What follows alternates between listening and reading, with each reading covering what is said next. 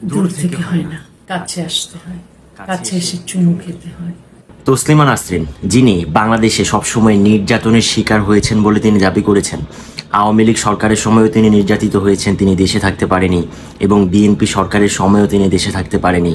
এবং তিনি দাবি করেন যে মুসলিম যারা রয়েছেন তারা সবাই সন্ত্রাসী, তারা সবাই মৌলবাদ বিশ্বাস করে, তারা নারীদের অধিকার হরণ করে। তো তিনি আসলে এরকমই চায়, দূর থেকে হয় না, কাছে আসতে হয়, কাছে এসে চুমু খেতে হয়। তো এরকম একটা মালকে আমরা আসলে বাংলাদেশ থেকে বিতাড়িত করে আমরা যে কত বড় একটি সম্পদ হারিয়ে ফেলেছি সেটি কিন্তু আমরা বুঝে ফেলেছি এখন।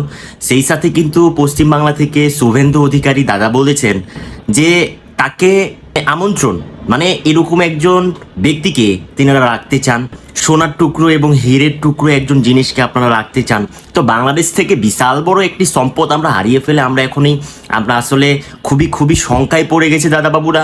আপনারা আসলে ওই জিনিসটাকে আপনাদের কাছেই রেখে দিন, আমরা আপনাদের কাছে কৃতজ্ঞ থাকবো। আসলে ভিতরে ভিতরে আমাদের খুব কষ্ট হচ্ছে, বুঝছেন তো, ভিতরে কষ্ট মুখে আসলে হাসি। এটাকে আপনারা কি বলে সংজ্ঞায়িত করবেন সেটা আমার জানা নেই, কিন্তু এই যে মালটাকে আপনারা আসলে দূর থেকে হয় না, কাছে আসতে হয়। তো মালটাকে আপনারা একদম কাছে রেখে দিন, ঠিক আছে?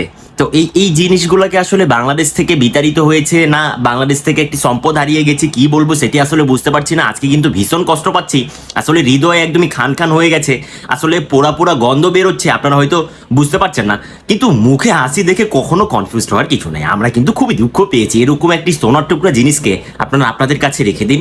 আর একটু কবিতা শুনবেন, দূর থেকে হয় না, কাছে আসতে হয়।